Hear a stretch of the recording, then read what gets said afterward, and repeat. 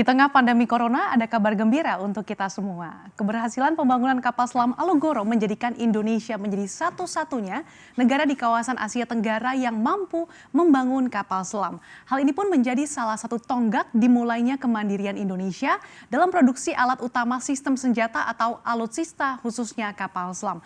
Lantas apa saja tahapan yang telah dilalui dalam uji kapal selam pertama rakitan Indonesia akan kami ulas untuk Anda dalam menguak kapal selam pertama rakitan Indonesia.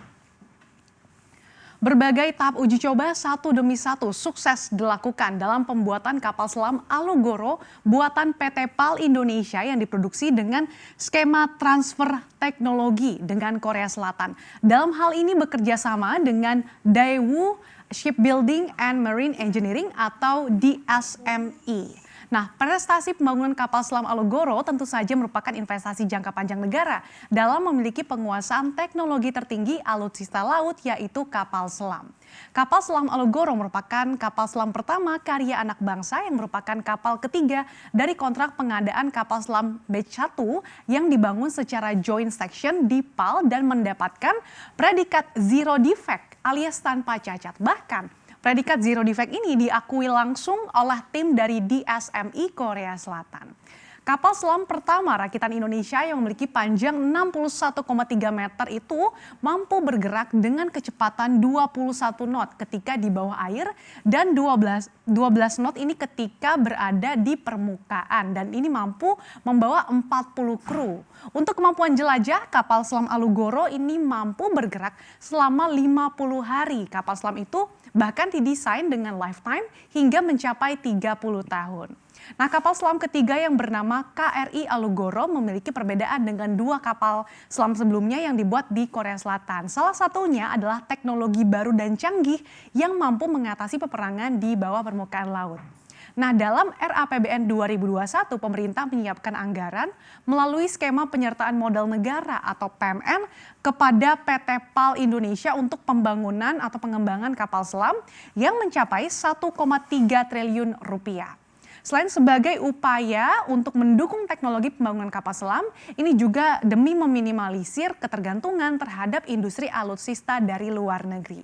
Setelah kapal selam Alugoro rampung, pemerintah Indonesia memang berencana menambah lagi 3 kapal selam melalui proses perakitan oleh PT PAL Indonesia kerjasama dengan Korea Selatan di Surabaya, Jawa Timur. Kita lihat lagi di slide selanjutnya. Jadi pada 24 Oktober 2019, PAL Indonesia berhasil melaksanakan tahapan first trimming test pada kapal selam Alugoro di dermaga kapal selam PAL. Nah, ini merupakan tahapan yang sangat krusial dalam menguji keseimbangan kapal selam, baik di permukaan maupun di bawah permukaan air. Nah, kapal selam Alugoro telah memenuhi syarat kestabilan di permukaan dan pada saat menyelam. Tes ini membutuhkan kondisi perairan yang tenang dan memiliki kedalaman antara 15 hingga 18 meter. Keberhasilan tahapan first trimming test kapal selam Alugoro itu merupakan pengalaman pertama Indonesia. Soalnya kapal selam Alugoro merupakan kapal selam pertama karya anak bangsa yang dibangun atau dirakit di PAL Indonesia.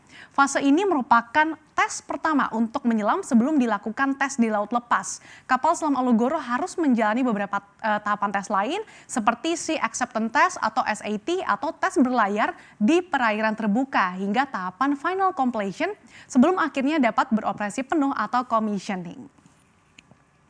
Kemudian pada Januari 2020, kapal selam Alugoro menjalani tahapan Nominal Diving Depth atau NDD di perairan utara Pulau Bali. Ini NDD merupakan bagian dari 53 item Sea Acceptance Test atau SAT kapal selam Alugoro. Tahapan NDD ini pun dinyatakan berhasil karena kapal selam Alugoro berhasil menyelam hingga kedalaman 250 meter. Nah, tahapan NDD ini sangat penting karena setelah tahapan NDD berhasil dilaksanakan, ini dapat disimpulkan kalau 90% proses pembangunan kapal selam telah berhasil.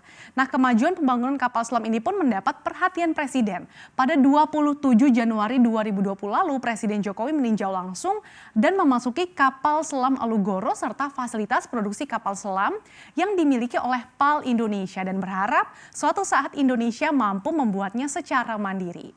Selanjutnya pada 4 Maret 2020 kapal selam Alugoro berhasil menjalani tahap uji Tactical Diving Depth atau TDD hingga kedalaman 310,8 meter. Nah, tahap TDD ini krusial untuk uji kekedapan kapal karena merupakan tes kedalaman taktis bagi sebuah kapal selam ini pada kedalaman di bawah layer laut yang sulit dideteksi oleh kapal atas air. Tahap TDD merupakan bagian dari 53 item Sea Acceptance Test kapal selam Alugoro. Kemudian terbukti kapal selam Alugoro ini dapat mempertahankan kekedapan pada kedalaman 300 meter dengan tekanan lingkungan pada kedalaman tersebut sebesar 30 bar.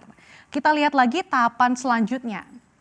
Pada 30 Juli 2020, kapal selam Alugoro sukses menyelesaikan pengerjaan dry docking di Graving Dock Irian Pal, Indonesia. Nah, selanjutnya setelah proses suplai di logistik di dermaga kapal selam Pal, kapal selam Alugoro menyusuri Selat Madura, Laut Jawa dan sempat menuju perairan Banyuwangi untuk menjalani fase lanjutan yaitu Sea Acceptance Test atau SAT.